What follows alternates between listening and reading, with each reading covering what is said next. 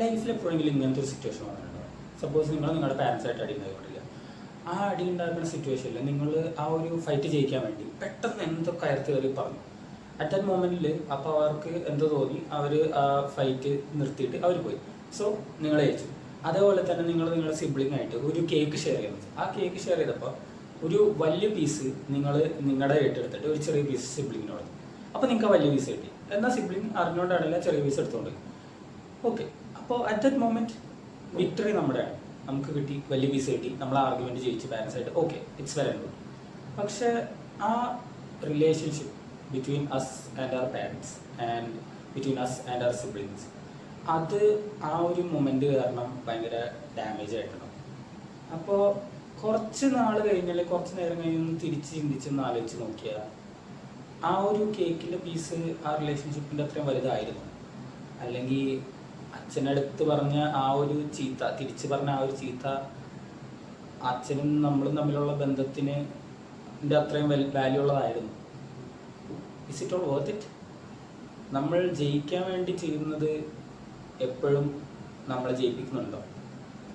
നേരത്തെ പറഞ്ഞ പോലെ നമ്മൾ നമ്മുടെ ഫ്രണ്ട്സായിട്ട് ഫൈറ്റിന് ഏർപ്പെട്ടു, ഒരു ആർഗ്യുമെൻറ്റിൽ ഏർപ്പെട്ടു, നമ്മുടെ പാരൻസായിട്ടുള്ള ആർഗ്യുമെൻറ്റിൽ ഏർപ്പെട്ടു, സിബ്ലിംഗ് ആയിട്ട് ആർഗ്യുമെൻറ്റിൽ ഏർപ്പെട്ടു. ഈ ഒക്കെ സിറ്റുവേഷൻസിലും നമ്മൾ ഏതർ ജയിക്കും അല്ലെങ്കിൽ തോക്കും. ഈ ജയിച്ചാലും തോറ്റാലും, അത് ഓപ്പോസിറ്റ് നിൽക്കുന്ന ആൾ തോറ്റാലും ജയിച്ചാലും, what ever it may be, അത് ആ ഒരു റിലേഷൻഷിപ്പിൽ ഭയങ്കര ഒരു ഡിസ്റ്റർബൻസ് ഉണ്ടാകും. പക്ഷേ ആർഗ്യുമെൻറ്റ്സ് എന്തായാലും നമുക്ക് ഒഴിവാക്കാൻ പറ്റില്ല. നമ്മുടെ ഹ്യൂമൻ നേച്ചറാണ്, എന്തായാലും ആർഗ്യുമെൻറ്റ്സ് ഉണ്ടാകും. പക്ഷേ ഒരു ആർഗ്യുമെൻറ്റ് നമുക്ക് കുറച്ചുകൂടെ എഫക്റ്റീവായിട്ട് റിലേഷൻഷിപ്പ് ഡാമേജ് ആവാണ്ട് സോൾവ് ചെയ്യാൻ പറ്റും. അതിനുള്ള ആൻസറാണ് വിൻ വിൻ സിറ്റുവേഷൻ എന്ന് പറയുന്നത്. ഈ വിൻ വിൻ സിറ്റുവേഷൻ പുതിയൊരു വാക്കല്ലല്ലോ, എപ്പോഴും കേൾക്കാവുന്ന ഒരു സാധനമാണ്. അതായത് ഞാൻ ജയിക്കുന്നു, നീ ജയിക്കുന്നു, സിമ്പിൾ. പക്ഷേ അത് ഒരിക്കലും നമ്മൾ പ്രാക്ടിക്കലി പ്രയോഗിക്കാറില്ല. എൻഡ് ഓഫ് ദ ഡേ നമ്മൾ എപ്പോഴും പ്രയോഗിക്കുകയാണ് വിൻ ലൂസ്. ഞാൻ ജയിക്കും, എൻ്റെ ഓപ്പോസിറ്റ് നിൽക്കുന്ന ആൾ തോക്കും. അത് ഓപ്പോസിറ്റ് നിൽക്കുന്ന ആൾ ചിന്തിക്കുന്നത് അവർ ജയിക്കും, ഞാൻ തോക്കും. അതാണ് ജനറലി പൊതുവെ ഒരു 90% ആർഗ്യുമെൻറ്റ്സിൽ നടക്കുക. പക്ഷേ നമ്മൾ അതിൽ ഏറ്റവും വലിയ ഡിസഡ്വാൻറ്റേജ് എന്താണെന്ന് വെച്ചാൽ അതെന്തായാലും ഒരു റിലേഷൻഷിപ്പ് ഡിസ്റ്റർബൻസിന് ഉണ്ടാക്കുന്നത്. അപ്പോൾ നമുക്ക് എങ്ങനെയാണ് ഈ വിൻ വിൻ സിറ്റുവേഷൻ നമ്മുടെ ലൈഫിൽ പ്രാക്ടിക്കലി അല്ലെങ്കിൽ കുറച്ചുകൂടി ഈസിയർ ആയിട്ട് എങ്ങനെ ഇംപ്ലിമെൻറ്റ് ചെയ്യാൻ പറ്റും? എന്താണ് വിൻ വിൻ സൊല്യൂഷൻ? ഒരു ആർഗ്യുമെൻറ്റോ അല്ലെങ്കിൽ ഒരു പ്രോബ്ലം ഉണ്ടാകും, നമ്മൾ എന്തുകൊണ്ടാണ് വിൻ വിൻ സൊല്യൂഷനിലോട്ട് ഇത്ര ഇൻക്ലൈൻഡ് ആവുന്നത്? അതിൻ്റെ റീസൺ അറിയണമെങ്കിൽ നമ്മൾ ഫസ്റ്റ് വിൻ വിൻ സൊല്യൂഷൻ്റെ 3 സഹോദരന്മാരറിയണം. ഈ 3 സഹോദരന്മാരാണ് win lose, lose lose and lose win. അപ്പോൾ ഇവർ 4 പേര് എന്താ? വിൻ വിൻ എന്ന് പറയുമ്പോൾ എനിക്ക് ആ സൊല്യൂഷനിൽ ഒരു അഡ്വാൻറ്റേജ് ഉണ്ടാവും, നിങ്ങൾക്കും ആ സൊല്യൂഷനിൽ ഒരു അഡ്വാൻറ്റേജ് ഉണ്ടാവും. അതേസമയം വിൻ ലൂസ് എന്ന് പറഞ്ഞാൽ എനിക്ക് അഡ്വാൻറ്റേജ് ഉണ്ടാവും, പക്ഷെ നിങ്ങൾക്ക് അതിൽ നഷ്ടമായിരിക്കും അല്ലെങ്കിൽ ഡിസഡ്വാൻറ്റേജ് ആയിരിക്കും. അതേസമയം ലൂസ് വിൻ എന്ന് പറഞ്ഞാൽ എനിക്ക് ഡിസഡ്വാൻറ്റേജ് ഉണ്ടെങ്കിലും നിങ്ങൾക്ക് അതിൽ അഡ്വാൻറ്റേജ് ആയിരിക്കും. അപ്പോൾ ലൂസ് ലൂസ് എന്താ? ലൂസ് ലൂസ് എന്ന് വെച്ചാൽ ഞാനും തോക്കും, നിങ്ങളും തോക്കും. ആ സൊല്യൂഷനിൽ 2 പേർക്ക് നഷ്ടങ്ങളെ ഉണ്ടാവുള്ളൂ. അപ്പോൾ എന്തിനാണ് നമ്മൾ വിൻവിനിലോട്ട് ഇൻക്ലൈൻഡ് ആവുന്നത്? അതിന് സിമ്പിളായിട്ടുള്ള ഒറ്റ റീസണേ ഉള്ളൂ, ബാക്കി 3ലും ആർക്കെങ്കിലും ഒക്കെ എന്തെങ്കിലും നഷ്ടം ഉണ്ടാവും. ഈ നഷ്ടം എന്നുള്ളത് എപ്പോഴും ഒരു റിലേഷൻഷിപ്പിനെ ഡിസ്റ്റർബ് ചെയ്യാനുള്ള പ്രൈമായിട്ടുള്ള ഒരു കാരണമാണ്. അത് പക്ഷേ നിങ്ങൾക്ക് ചോദിക്കാം അത് അത്ര വലിയ കാര്യമൊന്നാണോ എന്ന് ചോദിച്ചാൽ അല്ല. പക്ഷെ ചില സമയത്ത് അത് ആവാം. സപ്പോസ് ഒരു ചായക്കടയിലെ 10 രൂപയുടെ ഡീല് അല്ലെങ്കിൽ നമുക്ക് 10 രൂപയുടെ ഒരു ചായ പോണ പോലെ അല്ല ഒരു മൾട്ടിനാഷണൽ കമ്പനിയിലെ 2 കോടിയുടെ ഡീൽ സൈൻ ചെയ്യുമ്പോൾ. അവിടെ ചായക്കടയുടെ ലോജിക്ക് വെക്കാൻ നോക്കിയാൽ അവിടെ എന്തായാലും റിലേഷൻഷിപ്പ് ഡാമേജ്. മണി മാറ്റേഴ്സിൽ മാത്രമല്ല വേറെ കാര്യങ്ങളിൽ.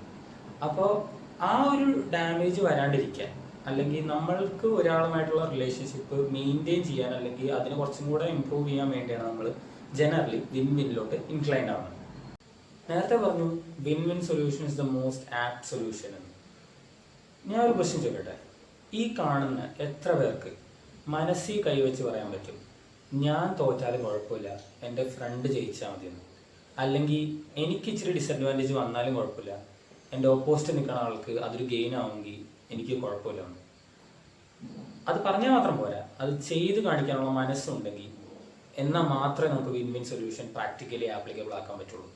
കാരണം ഒരാളുടെ സക്സസ് അല്ലെങ്കിൽ നമ്മളൊരു വിൻ വിൻ സൊല്യൂഷനിൽ വരുമ്പോൾ 2 പേർക്ക് സക്സസ് എന്നാണെങ്കിൽ എൻ്റെ സക്സസ് ഇവിടെയാണ്, മറ്റൊരാളുടെ ലോസ് ഇവിടെയാണെങ്കിൽ എനിക്കൊരു ലോസ് ഉണ്ടായാൽ മാത്രമേ അവർക്ക് അത് അഡ്വാൻറ്റേജ് ആയിട്ട് എടുക്കാൻ പറ്റുള്ളൂ.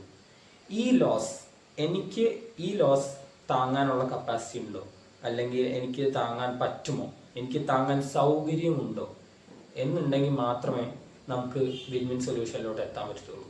ഇതിൽ മെയിനായിട്ട് നമ്മൾ ചെയ്യേണ്ട ഒറ്റ കാര്യമുള്ളൂ, is to stop being selfish. Selfishness is good sometimes.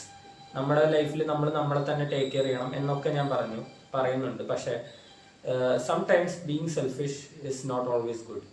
നമ്മൾ ബാക്കിയുള്ളവരുടെ കാര്യം കൂടെ കൺസിഡർ ചെയ്യുമ്പോൾ നമ്മൾ സെൽഫിഷ് ആവും തോറും നമ്മൾ സ്വന്തം കാര്യം മാത്രം നോക്കി നിന്നാൽ നമ്മളും അവരും തമ്മിലുള്ള റിലേഷൻഷിപ്പ് എപ്പോഴും ഡാമേജ്ഡ് ആയിക്കൊണ്ടിരിക്കും. സോ ഇതെല്ലാം കഴിയുമ്പോൾ ഫൈനലായിട്ട് നമുക്കൊരു ചോദ്യമുണ്ട്,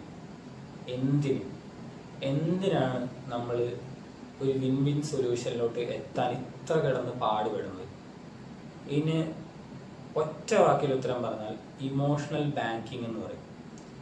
ഇമോഷണൽ ബാങ്കിങ് നമ്മുടെ ഫിനാൻഷ്യൽ ബാങ്കിങ്ങിൻ്റെ ഒരു എക്സാമ്പിൾ എടുത്താൽ സിമിലറാണ്. നമ്മളൊരു ബാങ്കിലോട്ട് കാശിട്ടു, അല്ലെങ്കിൽ നമ്മുടെ അക്കൗണ്ടിലോട്ട് ഒരു കാശിട്ടു. എത്രത്തോളം കാശ് ഇടുന്നോ നമുക്ക് അത്രത്തോളം വിഡ്രോ ചെയ്യാൻ പറ്റുള്ളൂ. നമ്മൾ ഇടുന്നതിനെക്കാട്ട് കൂടുതൽ കാശ് വിഡ്രോ ചെയ്യുന്ന നമ്മൾ കടത്തിലോ. പക്ഷെ കാശ് എത്രത്തോളം ഇടുന്നതുകൊണ്ട് കുഴപ്പമൊന്നുമില്ലല്ലോ. അപ്പോൾ അതേപോലെ തന്നെയാണ് ഇമോഷണൽ ബാങ്കിങ്. ഓരോ ആൾക്കാരും നമ്മുടെ ലൈഫിലെ ഓരോ ആൾക്കാരും അവരവരുടേതായ ഓരോ ബാങ്ക് അക്കൗണ്ട്സ് ആണ്, നമുക്ക് ഇൻവെസ്റ്റ് ചെയ്യാനുള്ള ബാങ്ക് അക്കൗണ്ട്സ്.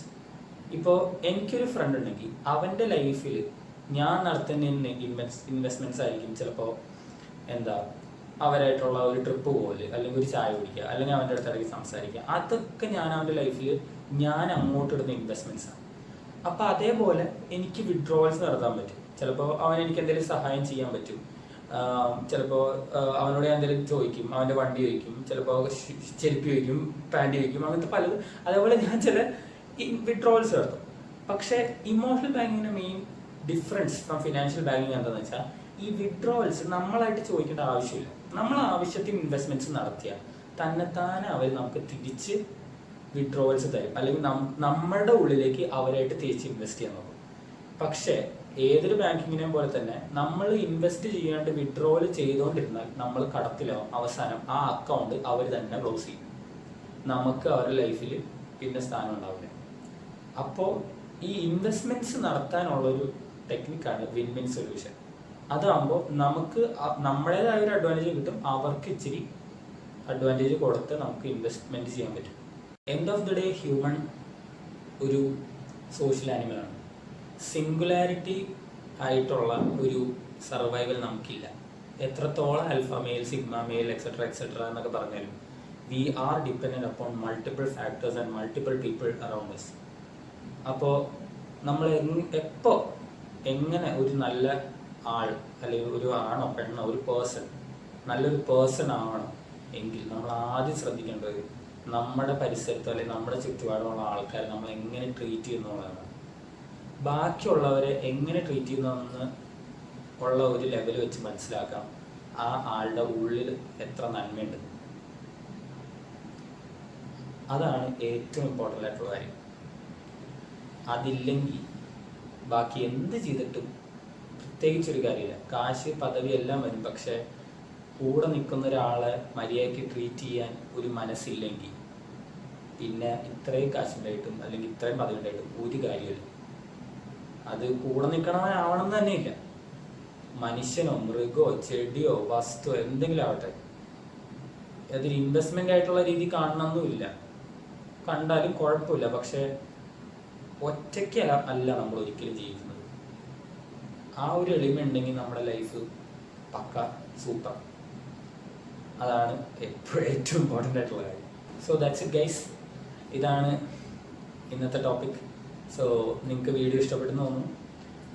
ഇഷ്ടപ്പെട്ടെങ്കിൽ സബ്സ്ക്രൈബ് ചെയ്യുക, ലൈക്ക് ചെയ്യുക, ഷെയർ ചെയ്യുക. ഇനി ഇഷ്ടപ്പെട്ടില്ലെങ്കിൽ ഇഷ്ടപ്പെടുമ്പോൾ വന്ന് ഇതൊക്കെ ചെയ്യുക. Okay, so thank you.